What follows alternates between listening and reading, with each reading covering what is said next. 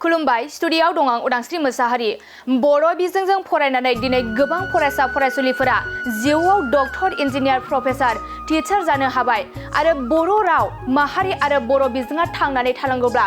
बर' बिजोंखौ फोथांनानै लाखिनांगोन आरो गावनि बिमानि रावजों मोजां सोलोंथाइ लानांगोन आरो बर' बिजोंजों फरायनानैब्लाबो मोजाङै इंराजि राव रायज्लायनो हानाय लिरनो हानाय गासै राहाया दिनै जानानै फैबाय आरो गुबुन बिजोंनि फरायसा फरायसुलिनिख्रुइ बर' बिजोंजों फरायनाय फरायसा फरायसुलिफोरा बांसिन मोजाङै हिन्दी आरो इंराजि रायज्लायनाय आरो लिरनायखौ नुनो मोनो।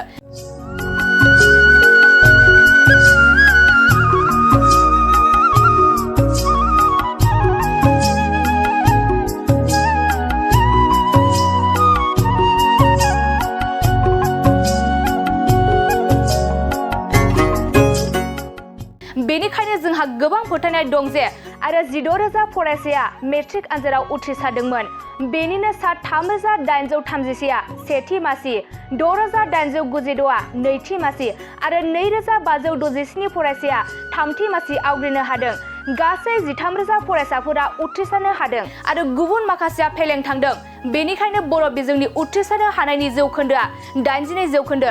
बेनिखायनो जों सानो बिटिआरआव गोजोन गोरोबथा फैनायनि उनाव चिरां जिल्लाया थांनाय बोसोराव आरो देग्लाय बोसोराव नैथि खेबनि थाखाय आसामाव टप रिजाल्ट खालामनो हादों आरो बर' फरायसा फरायसुलिफोरनि जिउ दानाय मोजां आखल आखु दानाय आरो मोजां सोलोंथाइ होनायनि थाखाय दुलाराय बर' फरायसा आफादनि साफ्रोमबो मावथिफोरा थैथां हाबा मावलांगोन बेफोर बाथ्राखौ दुलाराय बर' फरायसा आफादनि आफादगिरि दिपेन बर'आ खौरांगिरिफोरनि गेजेरजों फोरमायो। दिपेन बर'आ खौरांगिरिफोरनि सिगाङाव मा बाथ्रा फोरमायखो फै जों आबुङै मिथिना लानि।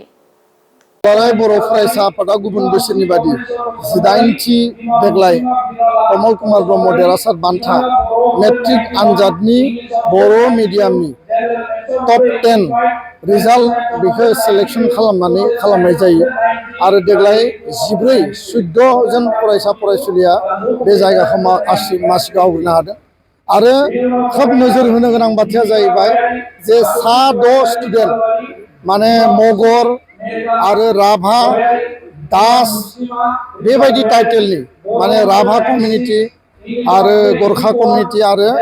असमिया हारिनि बे फरायसा फरायसुलिया बर' मिडियाम फरायनानै फार्स्ट डिभिजन मोनदों बिथांमोनखौबो जों दिनै बरायदों आरो दुलाराय बर' फरायसा आफादनि जि मोनसे गुन गोनां सोलोंथाइनि जि मावथांखि आरो दिनै गुन गोनां सोलोंथाइनि सोमावसारनाय बा जावरिखांनाय जि मोनसे जोङो अभियान बिनि गेजेरजों 2006 सनाव जों जेला टप 10 कमल कुमार ब्रह्म बिथांनि मुङै जोङो बान्था बावनो नागिरो बै समाव बर' मिडियामनि फार्स्ट डिभिजनखौनो जोङो नागिरनानै मोनाखैमोन मात्र 66 केन्डिडेटखौल' जों नागिरनानै मोनबाय बिनि गेजेरावनो जों सिलेक्शन खालामबाय खिन्थु दिनै 3,831 जन फरायसा फरायसुलिफ्रा बर' मिडियामाव फार्स्ट डिभिजन मोननो हादों बेनि हाइस्ट पार्सेन्टेजआ 93 पइन्ट सामथिं आरो टप 10 नि लयेस्टआ जाबाय 89 बै समाव 60 65 70 75 ल'मोन दा बे क्वालिटिया बांदों गथ' गथाया गावबो जोथोन लानानै फरायदों गोसो होदों गार्जेना जोथोन लादों फोरोंगिरिया गोसो होनानै फोरोंदों आरो जोंबो समाज आरो हारि नाङैनो माहारि दानायनि थाखाय माहारिनि सिनस्रि सोलोंथाइखौ बाद होनानै खुनु कारनाव सम्भब नङा आरो बर' मिडियाम फरायनानै गोग्गो गुन गोनां सोलोंथाइ लानो हायो सुबुं धोन जानो हायो डाक्टार इन्जिनियार जानो हायो बर' मिडियामनि सायाव आत्मबिश्वास आरो कनफिडेन्स गार्जेनफ्रा लाखिनांगौ जिहेतु राष्ट्रीय शिक्षा नीतिया दिनै मेडिकेल आरो इन्जिनियारिं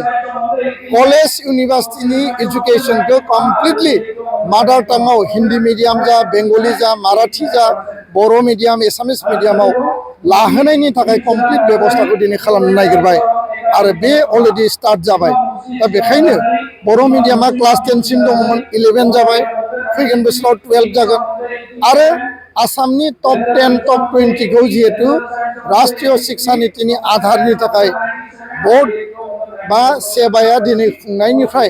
बेखौ डिस्ट्रिक्ट आरो स्कुल लेभेलाव दैथायहरनो नागिरबाय फैबाय थानाय समाव क्लास 12 जि फाइनाल आनजाद जागोन साइन्स माने कमार्स आरो आर्ट्स बे मोनथाम स्ट्रिमनि स्टुडेन्टफोरखौ सेलेक्ट खालामनानै एबसुआ बरायनायनि थाखाय जोङो हाबाफारि लानो थाखाय जोङो थांखि आजावगोन सावरायनायनि गेजेरजों आरो आं सानो बर' मिडियाम फरायनानै दिनै गोबां फरायसा फरायसुलिया जिउआव दिनै गावखौनो जाफुंसार महर मोनबाय doctor engineer civil servant professor teacher गुबुन गुबुन एंगोलाव आरो मिडियामा फेक्टर नङा भेन्सार स्कुलानो जा प्राइभेट स्कुलानो जा सरकारि स्कुलानो जा बर' मिडियामनि मोनथाम केटेगरि स्कुलाव जोंनि गथ' गथायफ्रा सोलोंथाइ लायो बर' फरायसा फरायसुलिया इंराजि मिडियामावबो फरायो एसामिस मिडियामावबो फरायो आंहा जेबो बुंनो गोनां गैया जों मिडियामनि बिरोधि नङा खिन्थु जोंनि सार्थ'आ जाबाय बर' राव बर' माहारि आरो बर' बिजों जुदि थांना थानांगौब्ला आरो माहारिबादा जुदि थांना थानांगौब्ला बर' बिजोंखौ जोङो फोथांनानै लाखिनांगोन गावनि बिमानि रावजों मोजां सोलोंथाइ लानांगोन आरो बर' मिडियामाव फरायनानैनो मोजाङै इंलिश बुंनो हानाय लिरनो हानाय रायज्लायनो हानाय गासै बेबस्थाया दिनै जानानै फैबाय आरो गुबुन मिडियामनि फरायसा फरायसुलिनिख्रुइ बर' फरायसा फरायसुलि बर' मिडियामाव फरायनाय फरायसा फरायसुलिया बांसिन मोजाङै हिन्दी आरो इंलिश रायज्लायनाय आरो लिरनायखौ जोङो नुनो मोनो दा बेखायनो जोंहा आत्मबिश्वास दङ जे कमल कुमार ब्रह्म देरहासार बान्थाया 16,000 मेट्रिकआव जि एपिआर जादोंमोन 3,800 कमल माने फार्स्ट डिभिजन 6,800 सेकेन्ड डिभिजन आरो माखासे थार्ड डिभिजन 13,000 मोननो हादों आरो बिनिनो माखासेया 2,300 दिनै माने मा होनना बुङो बिथांमोना फेल जादों फेलनि संख्या खम बर' मिडियामनि पास पार्सेन्टेजआ 82% आरो बेखायनो जों सानो जे बिटिआर सुक्ति सान्ति फैनायनि उनाव चिरां जिल्लाया थांनाय बोसोराव आरो देग्लाय नैथि खेबनि थाखाय टप आसामाव रिजाल्ट बाक्सा जिल्लायाबो एके श्रेणीयाव फैबाय आरो फैबाय थानाय समाव साबसिन हामसिन रिजाल्ट खालामनो हागोन बर' फरायसा फरायसुलिनि जिउ दानाय मोजां आरो गोग्गो सोलोंथाइ होनाय सुबुं धोन दानाय मोजां आखल आखु दानाय दुलाराय बर' फरायसा आफादनि साफ्रोमबो मावथि बिबानगिरिनि दिनैनि बे समायखिरा आरो जोङो फिन बर' हारिनि साफ्रोमबो फरायसा फरायसुलिफोरखौ राफोद सुबुं धोन दानो थाखाय जोङो थैथां हाबा मावलांगोन खारन सोलोंथाइयानो जोंनि मुल मन्त्र आरो सोलोंथाइखौ बिथा खालामनानै बर' हारि दानायनि बड'फानि आदर्शजों गेरेमसा हारि दानायनि सिमांखौ जोङो नुदों आरो बे सिमाङा मोगथाङाव जाफुङो होननानै जोंहा आत्मबिश्वास दङ गोजोनथाव खौरां नोंथांमोननि थाखाय मोनसे गोजोनथाव खौरां लानानै फैदों उदालगुरि जिल्लानि सिङाव थानाय डिमाकुसि नोगोराव नोंथांमोननि थाखाय अरदाब दा बड' किटचेन मुंनि गंसे गोदान हटेला गोजोनथाव खौरां लानानै फैदों नोंथांमोना बे अरदाब दा बड' किटचेन हटेलाव साहा कफि आइसक्रिम फास्ट फुड आखाइजों बानायनाय ग्रीन टि न'आव बानायनाय आसार गाइखेरनि एन्थाब आरो ओंखामजों जेरै अमा दाउ बोरमा साम' खुसिया अमा गोरान नाफाम बायदिसिना बर'नि ओंख्रिखौ बे अरदाब दा बड' किटचेन हटेलाव जानो हागोन अरदाब दा बड' किटचेन हटेला डिमाकुसि सेन्ट्रेल बेंकनि खोलाहा बरुवा रेडिअ मबाइल गलाजों नांजाबनाय सोरबाफोर अरदाब दा बड' किटचेन हटेलाव बायदिसिना जामुं आदार जानो थाखाय सिगांग्रो अर्डार हरनोब्ला नैबे 8135967290 जामबुं नाम्बाराव कल खालामनानै बुकिं खालामहरनो हागोन गोजोनथाव खौरां अरदाब दा बड' किटचेन हटेलाव गोबां न'आव बानायनाय मोजां जाग्रा आदारखौ मोननो हागोन